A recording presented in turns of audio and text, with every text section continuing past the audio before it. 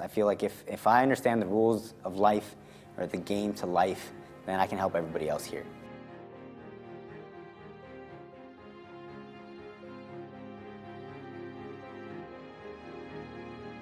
I was like, you know what, I'm nobody to charge. Yeah, because this is natural what you do. Once I started doing my thing and I told people at school, I'm gonna be a millionaire, right? They'd be like, yeah, whatever. Yeah, I started thinking about business and entrepreneurship when I was 17. Yeah, you should hire us because what we do now is we've stepped away from just doing PR itself. So a lot of entrepreneurs, we focus on like the logo or the branding or all that type of stuff, but we don't focus on like two major things, which is attracting clients and then closing them. When I saw that ad, it changed my life. Like I made a decision that day that I was like, that's it. I'm self-trusting. But the moment you lose confidence is when you don't keep the promises that you make to yourself.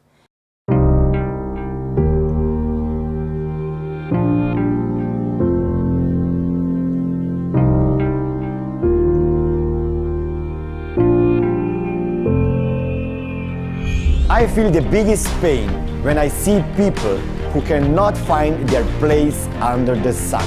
Unmotivated, sad, and desperate people. Business owners, entrepreneurs, suffering from burnout, stress, and boredom, and no time for their family.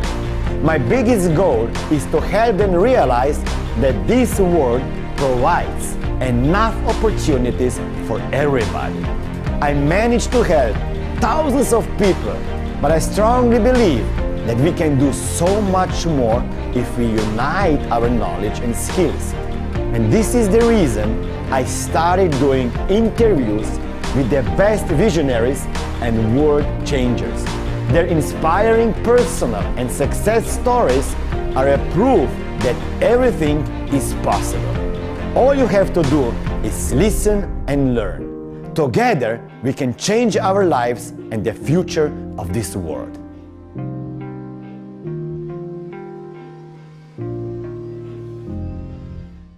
Hello everybody, this is Warrior Family and I'm Smillion Mori. I know you're all here, my friends, because you believe that we can all create and live the life worth living.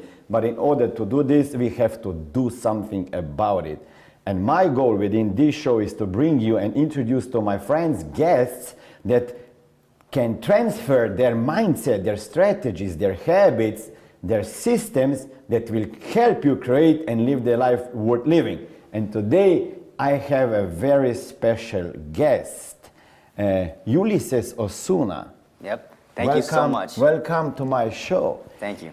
Ulyses Osuna, he is only 21 years old, PR specialist and founder of Influencer Press, a PR firm that manages publicity for influencers and a few clients worth over $100 million. You would expect that this guy would come to the interview, to the show with his parents. No, he didn't. Instead, he came with 1, 2, 3, 4, 5, 6, 7, 8 young guys. Yep. So, can you tell me the secret, please? How the guy at your age can be in the business and doing business with such influencers all around the world? Yeah, for sure. So, there is like no magic bullet. But I did find out early on that when I was doing PR, there wasn't too many people in that space that were helping out the big influencers. Mm-hmm. So when I got started in it, I saw a massive opportunity for me to contact the biggest people that I thought are the biggest people in the space, and for them to become my clients. Right? I knew if people aren't working with them, because they can work with PR agencies and stuff like that, but they're not working with directly like one person or a face of a person that does PR for them. Mm-hmm. So because of that, I saw that opportunity to be that person myself. Mm-hmm. So let's go back to your childhood a little bit. Okay. How old you were when you first started thinking about business or entrepreneurship? Yeah, I started thinking about business and entrepreneurship when I was 17. So I was just going into my senior year of high school, and I saw an ad on YouTube, and it's kind of like a Tai Lopez ad, where he shows, the fancy cars, the women, the beautiful wife, and all that type of stuff, right? But it wasn't Tai Lopez. And he essentially sold me on the dream that I could become like a multi-millionaire, right? And at 17 years old, when you see that type of stuff, I was like, I want that. And especially in a small town, I don't really get to see too much of that stuff. So because I didn't see that much, I didn't see like the Lamborghini for the big houses or anything like that. When I saw that ad, it changed my life. Like I made a decision that day that I was like, that's it. Like I'm gonna go ahead and I'm gonna start working and I'm gonna work towards a bigger future and help out my family, help out myself, and be that guy that was like showing me the life, pretty much. So I started when I was about 17 years old. And it took me 2 years of working for free, doing all this type of stuff, making no money until I made my first pretty much $2,000. And then after that, I was like, okay, now I know what to do. But before that, I was doing a lot of things that didn't matter. And I think a lot of young entrepreneurs and even older entrepreneurs do things that don't matter in business. Can you elaborate on this, that you were doing things that didn't matter? So I was doing a lot of things that didn't require me making money. So I was doing a lot of research. I was creating websites for free. I was building on my skill set. But the fact is, like, you can't run a business on no money. You can't run a business on zero cash flow. So a lot of entrepreneurs, we focus on like the logo or the branding or all that type of stuff, but we don't focus on like two major things, which is attracting clients and then closing them. And then the third thing is like client delivery, right? Like what we actually do for the client. So I didn't learn that until I hired like my first mentor. Then he really taught me like the ropes and all that type of stuff. But before that, I was just doing a lot of general stuff that I thought mattered, but really didn't. Okay, let's go back a little bit. Okay. So you said 2 years you were working for free. Yes. Many young people out there, they are thinking about being rich overnight. Yeah. And they want to get paid right now, fast, or yesterday. Yep. And you said you were working for free 2 years. Yes. Is this the advice for young people that you would? You definitely need to work for free in the beginning. Why? But not for 2 years though. Okay, that was too much, probably. Yeah, that was Okay. way too long. Okay. Because I got lucky because when I was working for free for 2 years, I was still living with my parents. Right? As an adult, you don't have that luxury. You don't have that leisure. You can't just do that. So you do need to work for free because in the beginning, nobody's going to hire you if you have no credibility whatsoever. Right? If you have nothing under your belt, nobody's going to pay you their hard-earned money to do work for them if you've never even done anything yet. So you need to work for free, build up that skill set. But right when you build that up and you can do work that is worth being paid for, then charge immediately. Because then you put whatever price you're charging is your worth essentially for that product, for that service, for that business. And people associate quality with price, right? Like Gucci, they associate, oh, Gucci's great quality because of the price, right? If you get something from Goodwill, like, oh, it's just a leftover or whatever. So they do the same thing with clients, people they hire. If I'm gonna hire two people to run Facebook ads for me, one person charges me $300, the other one charges me $3,000. I'm gonna think something's wrong with the guy that's charging me $300. I'm gonna think he's a newbie. I'm gonna think he's not good enough. He isn't skilled yet. And I'm gonna go ahead and put my $3,000 towards somebody that I actually believe is gonna help me out. So what happened with your school? So high school was really pretty easy. When I got into college, that's when like I just failed every class except business. That was the only, but I did it on purpose so I can tell that story every time I get into an interview. So I did it on purpose, but my parents hated that I failed every class in business in college. So in high school though, I was able to do a lot of work and for free in high school and still do my high school work because high school requires you to do little to like no homework, right? It's not real life. So I was still very sheltered when I was in high school because I was living with my parents. I could do my high school homework really quick and then I can stay up and then do work. So I had to sacrifice like soccer, I had to sacrifice like wrestling and just sports, but I gained a lot of knowledge throughout that time because I do tell my friends that are in high school, like whenever they ask for advice, that take the time and spend those years of your life while you're in high school learning, online marketing and all that type of stuff that's going to help you out. Because once you get out of high school and you start your real life, you won't have that luxury of time to do that stuff. So what skills can young people learn at very young age that will help them? Yeah, for sure is know exactly who it is you want to be first. And then once you know, okay, I want to do this or that, then you can figure out what skills you need to learn. But usually at this young age, they don't know what to do. But you need to make a choice. Because even if you make the wrong choice, you're learning towards something. If you don't make a choice, then it's like you never made the decision to like change your life anyways. So I made a choice that I was going to do when I first started, that I was going to do photos, cartoon photos, which is very, very, it was a horrible idea. Right? Essentially, people would pay me, I'd take their photo, I'd pay somebody on Fiverr to make it a cartoon, and I'd send it back to them. Now, I'm glad I did that though, because I learned like it would take me forever to make good profit on that. If I'm charging 30 bucks for it, I pay somebody $5 and I only make $25 off of a photo that takes me like 7 days to create.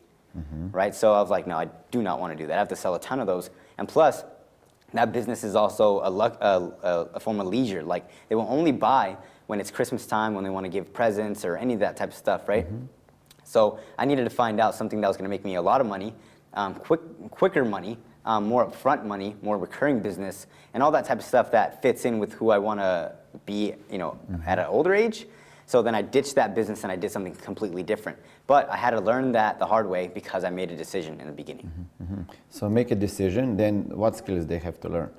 You mentioned marketing. Yeah, marketing for sure. Sales. If I had to choose one, you have to learn sales. Because then you can go, then if you never create a business, even for yourself, you can go to any business and they all need sales, right? They all need that. So if you're good at that skill, you don't have to make your own business. You can go to a thriving business and just be a closer, just having leads all day, just close them and then make a commission off of that. And that's what a lot of businesses are doing now. They just have commission-based salesmen. They make a six-figure living just off of closing deals. Did you inherit this entrepreneurship DNA? No. No? No, I didn't. But I did know that ever since I was young, I just wanted to be something like just somebody great. So I was very into WWE. So like John Cena and all that type of stuff. But unfortunately, I'm 5'1", so even if I go against a big guy like the Big Show, I'm probably never going to win. Right? Even if it's scripted, I won't win. So like that was not a goal for me. I couldn't achieve that. So, but I just knew like whatever it is that I wanted to be, I want to be in the spotlight, right? Like this fuels me, like the lights and being interviewed and stuff like that. So I love that, and because I love that, I chose PR. So what relationship did you have with your parents, or you still have? Yeah. So right now they I don't were probably very supportive. No. I wish. They weren't supportive, but they also didn't hold me back either. Okay.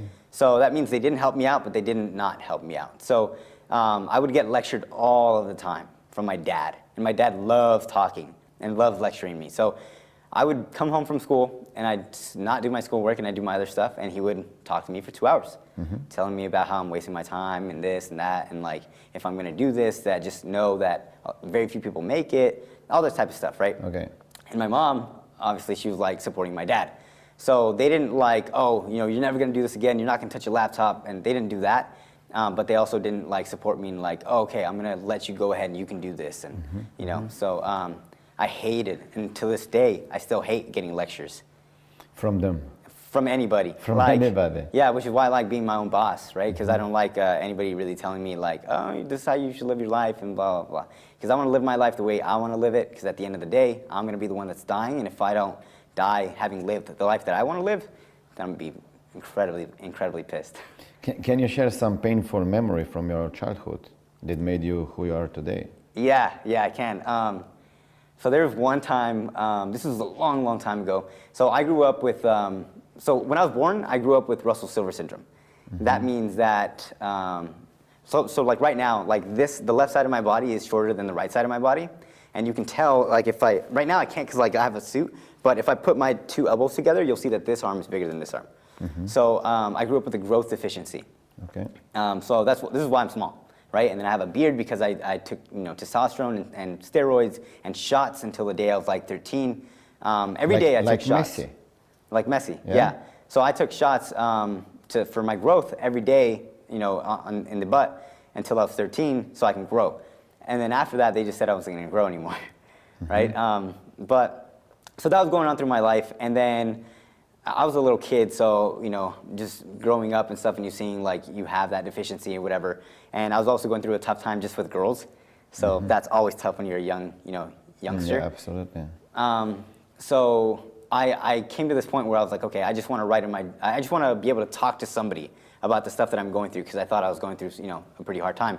So I bought a journal, and this journal had 70 pages on it, right? Just like a normal spinal journal.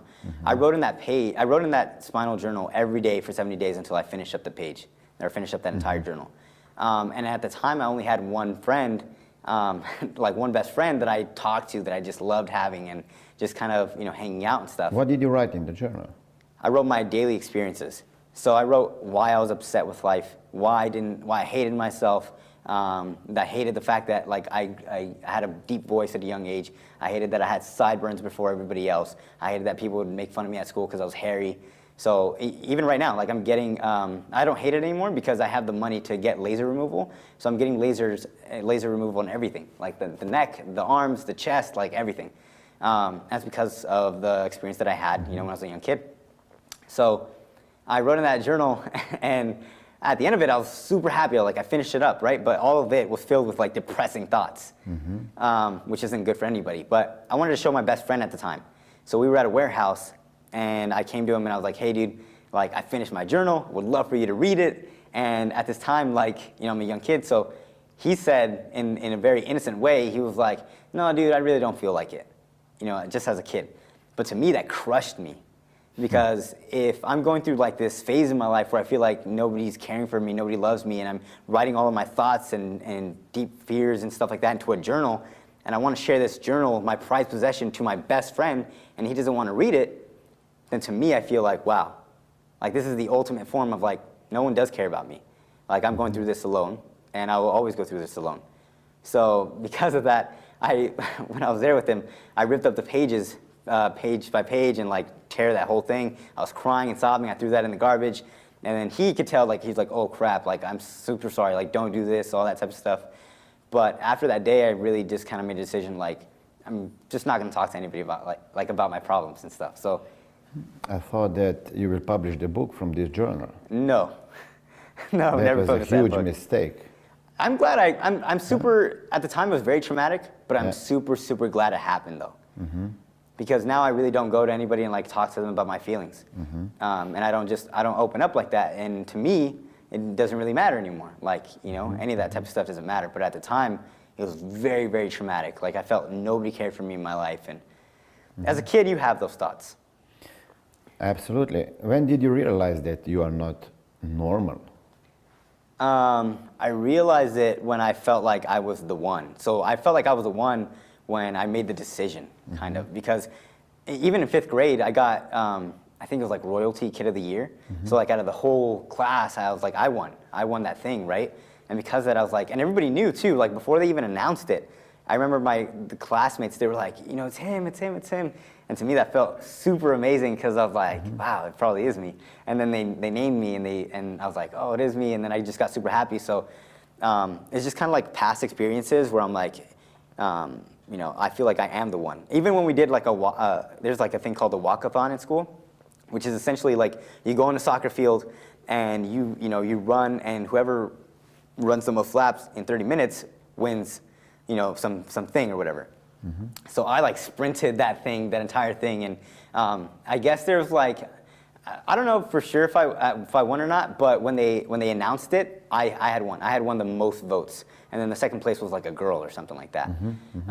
So that was another thing, just reinforcing in my head I am a person of value and all that type of stuff. So that's once I started doing my thing, and I told people at school I'm gonna be a millionaire, right? They'd be yeah, whatever. But after I kept doing my things, I gathered up in high school the most successful kids in high school, in terms of GPA, honors, and all that type of stuff, because I wanted to create an Illuminati group, because I was I'm the elite, and you guys are the elite, and let's create something. Fortunately, that group never went anywhere, but just those past experiences just reinforced in my head okay, I can do this. Did they bully you because of your height? Yeah, I got bullied because of my height, but they bullied me all the time because of my big nose. Wow. Yeah, it was not a good experience. No, it's not. Even today, it's not so funny. Yeah, but we're successful now. There are many victims of bullying out there. What advice tons. would you give them? if this happens at young age? Yeah, that's a good question. So if you're being bullied, I know it's tough to just like block it out, but in reality, like unless you're getting physically hurt or something like that, nothing in life really matters. Like nothing in life, if it's gonna take you out of that peace that you have in your heart, then let it go. It does not matter. Like if you realize the fact that you're gonna die and you're gonna allow somebody else's words to dictate how you feel, don't give that power to that person. Because they can say some pretty harmful stuff, but really it can only sink that ship if you let it inside, right? If you let that water inside. So I know that's like tough for people to hear, because you know they want to feel like like heard and stuff like that. But to me, the best way of like coping with that stuff or anything bad that happens in business is legit thinking like it's probably not going to matter in 2 days from now, and a week from now, and like a year from now. So it really doesn't matter too much, because things happen all the time. And once you kind of have that awareness that it's natural, then it's not so bad anymore. What advice would you give to young people that they are dreaming about starting a business and they are afraid to fail? That's a good one. So I would say this, like you should go for it anyways, regardless, because even if you fail, like even if you never make it to your end goal, to your dream, it's way better chasing after that lifestyle than doing something you completely hate, going after something you don't love, and just kind of living a life that you never wanted to live.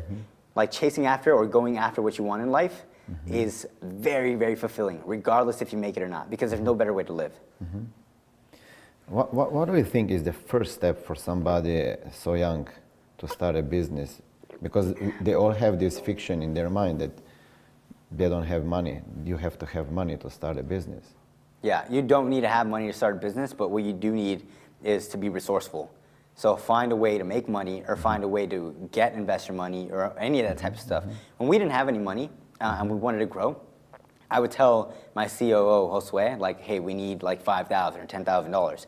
And he would just say, okay, it's done. Like, consider it done. I will go and do it. He didn't ask any questions or anything like that. He didn't say like, oh, I don't have the money, dude, I can't give that to you. He would go out and find ways to make that money. However it was, how he would make it, like he would go out and do that, right? So you don't need money, but what you do need is like, probably one of the easiest ways to start making money at first is a service-based business. Okay. That means you pay me for a job to do, and I will do that job for you. I'm not gonna sell you this cup, I'm not gonna sell you this desk, I'm gonna sell you something that I can do for you. So that's probably one of the quickest ways to gain capital first before you start anything else. What are some of the businesses that young people could start? Right now, what's very popular is like social media businesses, e-commerce businesses. That requires very little startup money. But look, social media, you mentioned. Yeah. You know, young people, they are natural at this. Right. But I don't think that they are thinking about charging for what they are doing every day. Yeah, you're right, and that's probably that's also goes back to like, you know, when I did work for 2 years, I didn't think about charging anybody. I was like, you know what, I'm nobody to charge. Yeah, because this is natural what you do. Right. Yeah, we do it every day, right? Social media is something we get on every day. We see that stuff. So because of that, there's no reason for us to charge. But like that in itself is a business. Like people on social media, people on Facebook, we make a lot of our money on Facebook. Now we're making a lot of our money on Instagram. Like that in itself is a business. So just kind of like, just being aware, like, okay, what type of businesses are there? Because you don't need to go to college anymore. You don't need to start a traditional business. You don't need to work for corporate America. Like if you just do your research on like, okay, what businesses can I do in online marketing? That means, can I stay home? Can I stay with my mom and all that type of stuff? And that I can work for somebody else without ever having to meet them in person, shake their hand and talk to them, then those are the types of businesses that you should start. So the idea, go to school, and my father taught me. Yeah. Go to school, do well, find a job, and work until you die. Yeah. So for young people, this is not the good advice anymore. Not anymore, no. Huh? No, because the only people that I feel should go to school if they need to, or obviously they have to, are people like either lawyers or surgeons or doctors or nurses, because you can't just walk out into the street, cut somebody open and say, I'm certified, right? But with entrepreneurship, you need results. People will hire you with results. they're not going to hire you because of some like fancy, paper that says you graduated from some place, right? And they will, but you don't need that, right? It's not a requirement anymore. So if it's not a requirement, why go into debt for something that you don't need? So. Let's go back a little bit to your father and mother. Okay. One day you will be father. Yep. Okay. Yeah. Hopefully not soon. Why not? Oh man, I feel like I wouldn't be ready. What has to happen to be ready? Just a mindset shift. Because right now I feel like I'm on the go and I want to build something, create something. But if I feel like if I had a kid now, I wouldn't want to be on the go. I wouldn't want to hustle as hard. For some people it might be different, but for me, I'd want to settle down. I'd want to make sure that my business is in place so I can be there with my wife and my kid. That's also a Warrior Family show about, to have it all. Yeah. So many people, they think that they cannot have it all. They can have a business, they cannot have a life. If they have a life, they don't have money. So it's yes or no. Yeah, and I disagree with that entirely, Yeah. Like you can have it all. Absolutely. I wanted to ask you something different. One day you will be a father, you will become a father. How differently you will raise your kids because of your experience of being a child? Yeah, so that's a good question. I think the fact that I'm super grateful that I get to lead, a team, a big team like this, because it gets to show me, like, I'm not a dad, but sometimes I am, right? Like, sometimes they will fight. Yeah, you have to be, yeah. Yeah, sometimes they will fight. I have to be the mature one. I have to make sure that I cultivate, like, a loving team.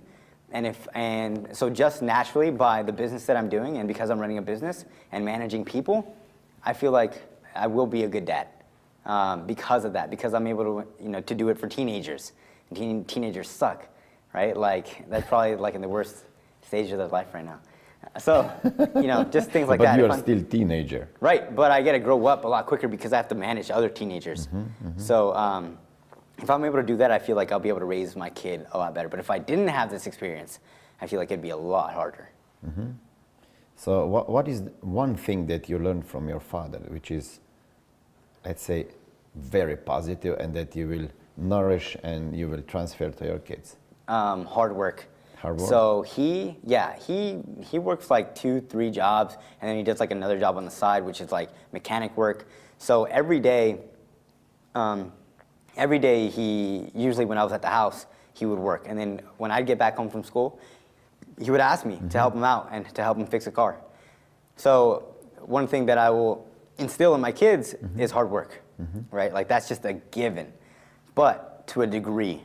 Because I also don't believe in hard work just to do hard work. Because I would do a lot of busy work that didn't matter, that I felt like didn't matter. So I'm trying to work hard now so I don't have to work hard later, right? What value did you get from your mother? Care and love, and because my mom has like this unconditional love, like regardless of what happens, like she will let me know how she feels, and she'll care for me. She'll, she just, in a way, she'll like baby me. She doesn't baby me anymore, but she used to like baby me, and because of that, like some people think it's bad. I don't think it's bad to love your kid at all. Like I don't have to be spanked and hit for me to know what's right and wrong. That's just my personal belief. But and I didn't get spanked or hit. Like I got spanked like a couple times from my dad, but from my mom I never got hit because she showed me a different way when she was teaching me how to be a person, how to be a good person, and stuff like that. So super grateful for my mom for teaching me in ways that didn't have to be verbally abusive or physically abusive. What is one thing that you didn't get from your father? One thing that I didn't get, ooh, that's a tough question. Or maybe he didn't tell you. Or he did, but it was not something that you should hear. I know it's a tough question. Yeah. I'm thinking,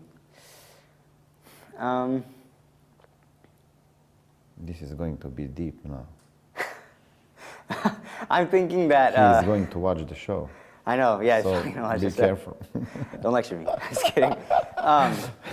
I think what he taught me is through his actions. One thing not to do is just have, when you're young, don't have sex with like multiple women where you're not protected and stuff like that. But because of that, he has me and stepsons, and it's kind of sad because my step brothers are not as close to my dad, even though my dad worked for 24, 25 years to make sure that we're a good, loving family. But if not everybody's in it to win it, then it's just not going to happen. So just not to make that mistake early on, because then you'll be paying for it for the rest of your life. So and I found that out through my dad, because he spent 20 plus years of his life trying to mend a family together that didn't want to be mended. So he has to deal with the consequences of feeling at times like his sons don't love him. You mentioned that you are managing teenagers, and it's not easy. Yeah. There are many companies out there, they want to hire millennials, teenagers, whatever. Millennials, what is then? Even younger. I think so. I think that. What is the name of the generation? I don't think you guys are millennials. How old are you guys? Millennials. Pretty sure you guys are baby Okay, boomers. so what advice would you give to somebody that owns a company? He knows he has to hire millennials because they are younger and they can handle the technology and social media, but they are not easy to manage. So here's the thing with that, and that's a good question. They're not easy to manage, but what they are is lazy, and because of that, they'll find. They're lazy? Yeah, for sure. I'm lazy. What is lazy for you? Lazy is like, okay, I'll give you a perfect example. I don't want to do what my dad does every day. I don't want to have to work 2-3 jobs, labor-intensive jobs that are physically demanding, come back home to work another job, a side gig to make money. So what I mean by lazy is like, yes, they will hustle, but they will find out ways to make their life easier because they are lazy, because they don't want to do that. Like, for example, you know how you said like your dad taught you like work at this job for the rest of your life? Millennials probably wouldn't do that. Okay. Like they'll find other things to do because they're lazy, they're creative, they find how to do complicated things simply. And that's a very powerful asset. So if you're a business owner and you want to hire millennials, hire them for that skill. Which skill?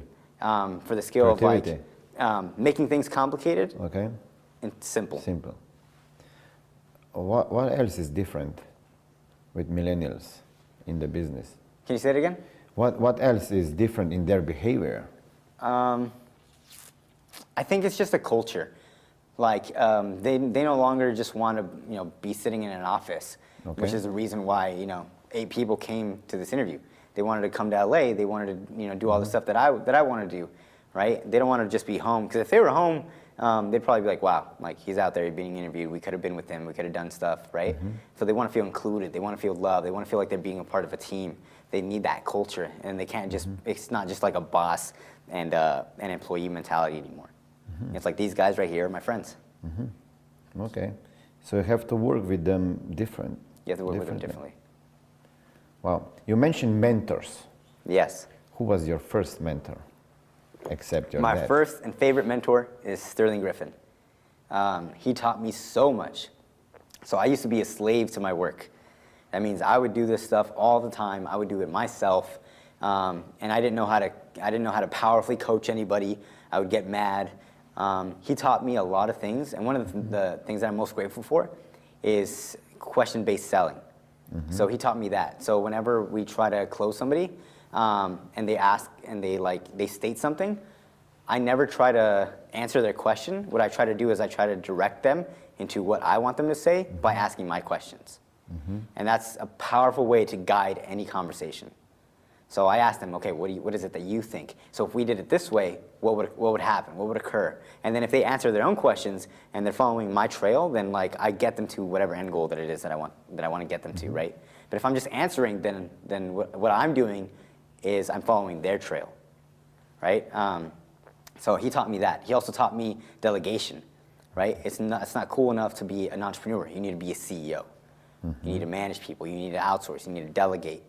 You need to work in your zone of genius. So he helped me out a lot. Any other books that you read right now?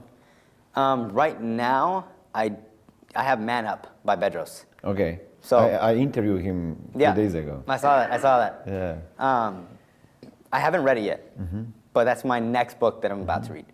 And the reason I'm gonna read that book is because Bedros is a warrior, right? He's part of that warrior family. Like he's a monster. So that's why, and he has great leadership qualities. What is the first book that you would recommend to young people? How to Stop Worrying and Start Living by Dale Carnegie. That book has changed my life. And I think that book will help a lot of people out with bullying as well. How to stop worrying and start living.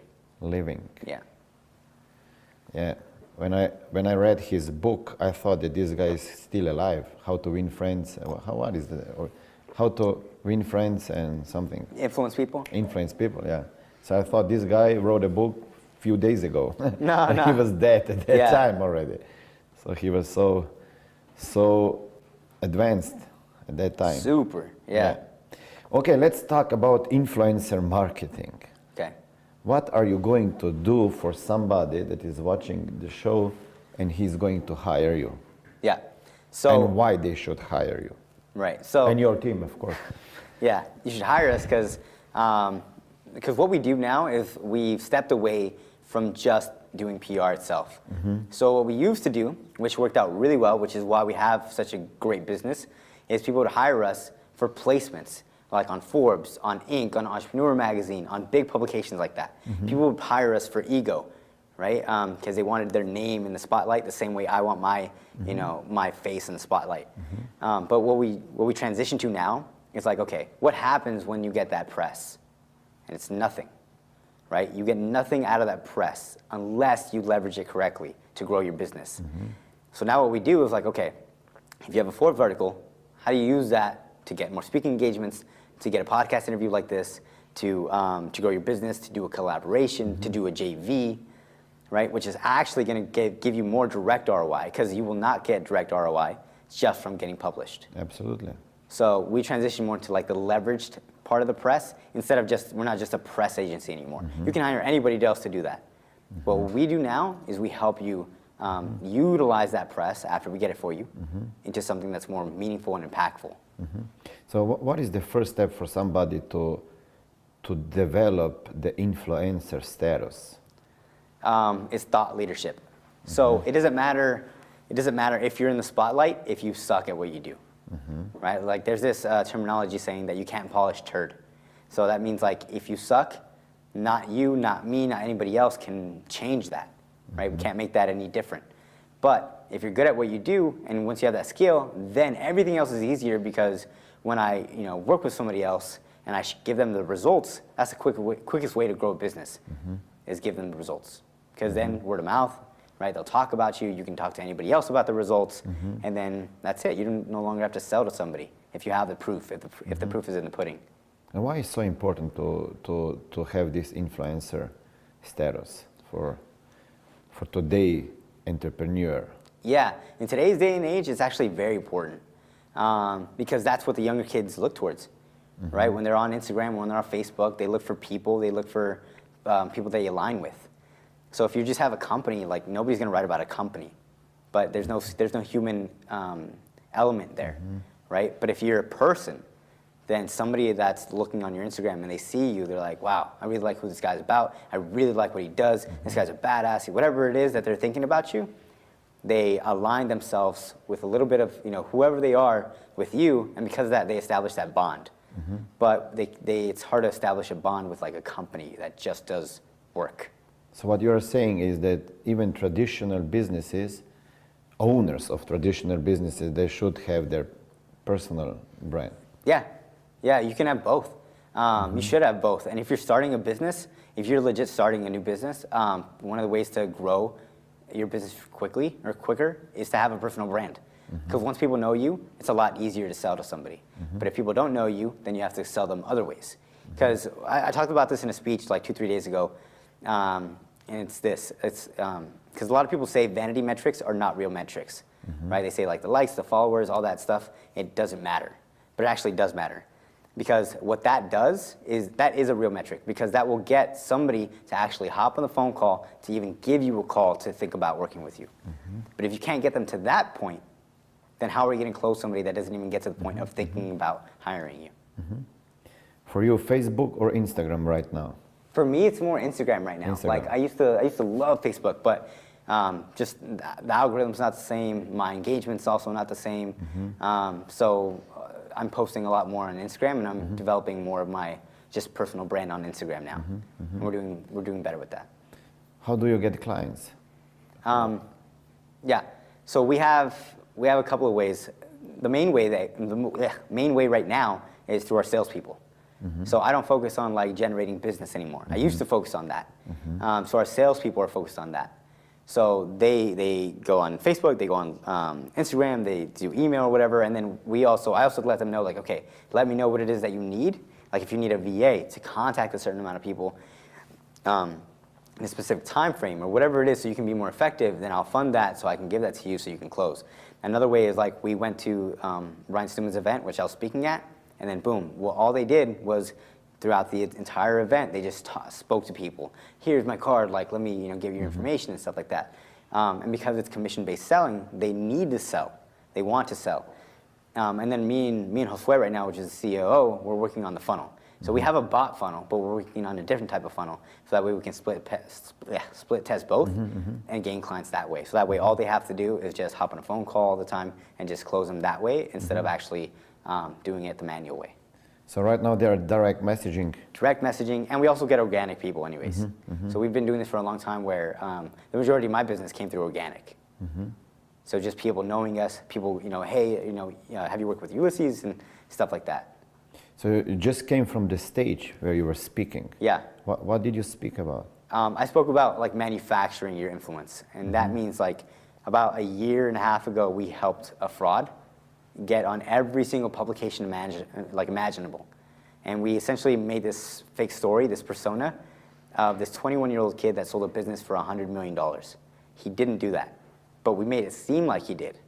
And so that's what I spoke about, that like, with the power of like publications and all this type of stuff, if you can do it correctly, you can almost change who you are in the face of everybody in the span of like 3 months. So, like 90 days. So, yeah. What was the biggest mistake in the business when you started out that somebody want to repeat? Yeah, the biggest mistake was, I think when I first started out, so in PR there's like 3 things you can't do. Pay a contributor, you cannot barter with a contributor, that means you can't do trades, and then you can't give them gifts. So we did all of those in the beginning. So because of that, I got blacklisted from every major site that I was writing for. And I even had a CNBC journalist message me wanting to interview me, but all she wanted to do was get coverage so she can be the first to write about my failure. And then I even had the FTC. I had people notify me that the FTC was looking after me as well. So like that's very scary. Like as an 18-year-old kid, I'm like, oh my God, like all I want to do is run a business, right? And then, but they cut me some slack. Like I had to fix that entire thing, and they basically gave me like a slap on the wrist and not to do it again. And then because of that, we didn't do it again. What lesson did you get from this event? The lesson that I got was, even though if you commit a crime and you didn't know you committed a crime, does not make it okay, right? Like I didn't know I committed that. Like I didn't know that wasn't. You're not supposed to do that, but because I did it, it doesn't alleviate me from the consequences anyways. So I needed to man up. Like Pedro said. Yep.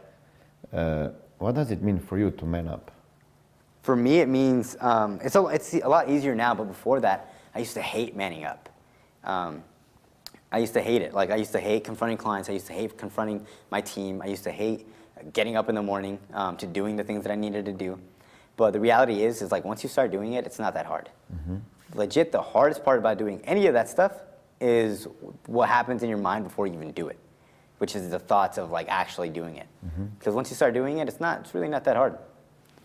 Like again, nothing in life is really complicated. So. When do you wake up?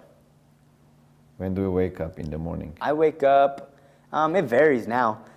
We have a schedule, so like millennials, they like to sleep. Yeah, I love to sleep. Am I right? I'm exhausted. Like, yeah. I like to wake up around 8 a.m. So for everybody watching the show that want to hire millennials, they won't be in the office before? Won't be in the office until like 3 p.m. I'm just kidding. But no. Yeah, maybe this is true. Is it? Well, when are you at the house? I like to be at the house at like 11 a.m. Yeah, but other people are there earlier. Okay, so you like to sleep. I like to sleep for sure. But when do you go to bed? I go to bed around 11 p.m., 12 p.m. So I try not to like go out or do any of that type of stuff. I'm not even a fan of that type of stuff. I'd rather much stay in and stay home. But I wake up at 8 a.m. because that's my schedule. Like from Monday to Thursday, I have to wake up at 8 a.m.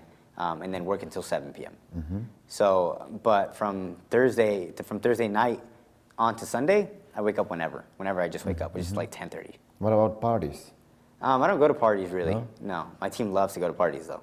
Yeah? Yeah, like especially those two right there. Doesn't like. So the party is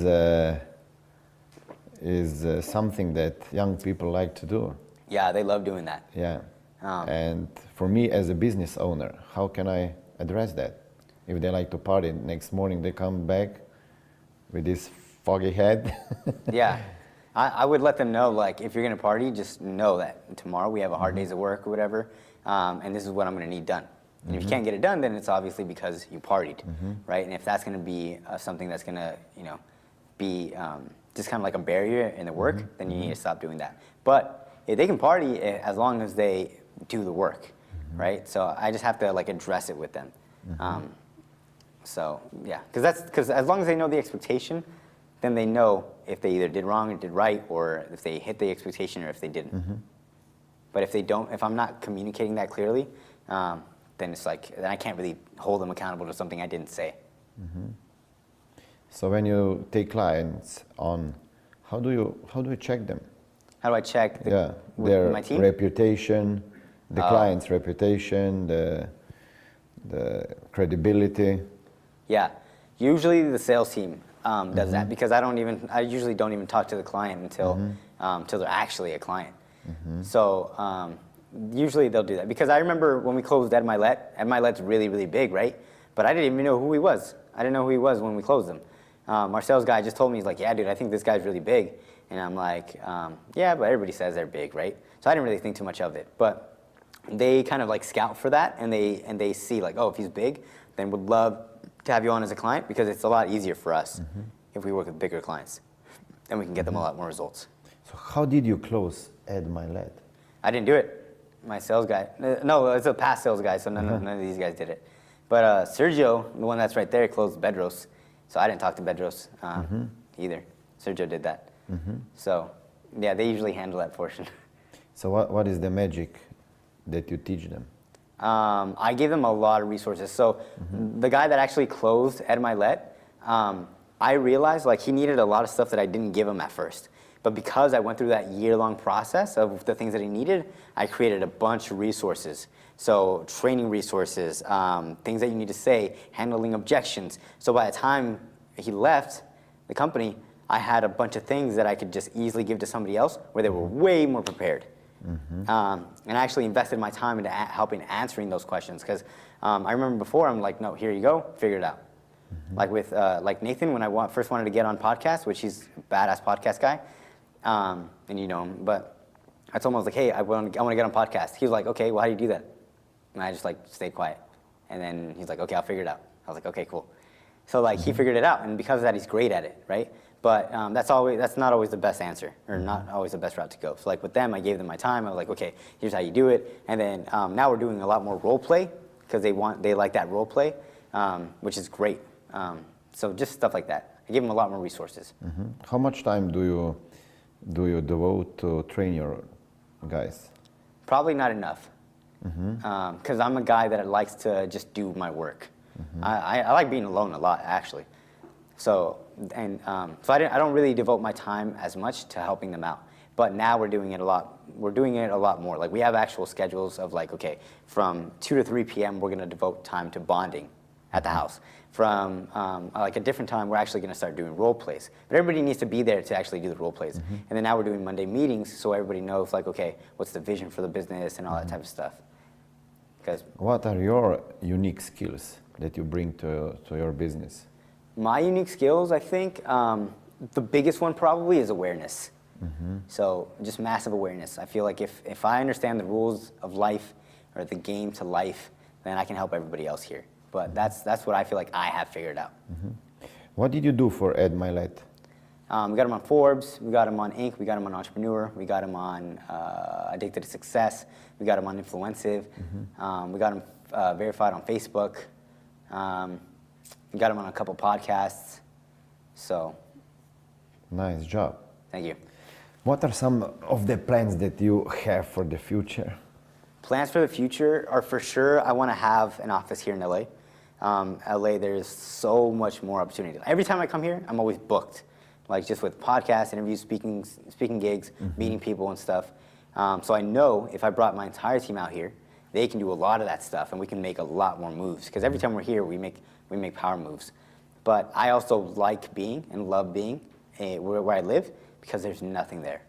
So it's just me, the house, and just the team and stuff like that. So I don't have to go meet anybody. I don't have to do all that type of stuff. So it's like it's the best of both worlds. But for sure in the future, I want to have an office here. Whether I'm here or not, doesn't matter. And have my team here. And then maybe one in New York, maybe one in like Florida, and Miami. So kind of like just expanding that way. Where do you see your business in tomorrow? Maybe tomorrow is 5 years? Yeah, I see for sure. My end goal is to eliminate myself from the equation. If I can hire a better CEO or whoever it is that's going to grow my company, I'm all for it. As long as I'm in Thailand, in a big mansion, doing nothing at all, but doing whatever it is that I want, I would love that. So my end goal is to, in 5-10 years, remove myself out of it, still be making money, and get to live my life, whether that's with my wife or kids or traveling or whatever it is. So traveling, what is the dream travel destination for you? It's Thailand. Thailand, why? You've been there? Yeah, I've been there, love it. It's just super cheap and the culture is different. So the culture here, and I feel like everywhere else, or in majority of places, they kind of feel a little entitled, right? Like, oh, I don't want to help you out or whatever it is. Like, hey, can you grab my backpack for like $50? No.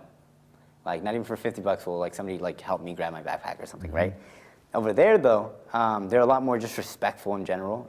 The culture is like, yeah, I'm gonna work hard or any of that type of stuff. So because of that, and I'm more than happy to like give. So if I'm in Thailand and I get, back massages and I get foot massages and I get to eat really nice and I get to go to the gym and just work on my overall health and health, mentally, to me that's like the perfect life, reading books and just kind of relaxing and chilling, which I'm telling you, I'm lazy. Some of the habits that you developed since you started a business. Habits that I've developed. Like productivity habits.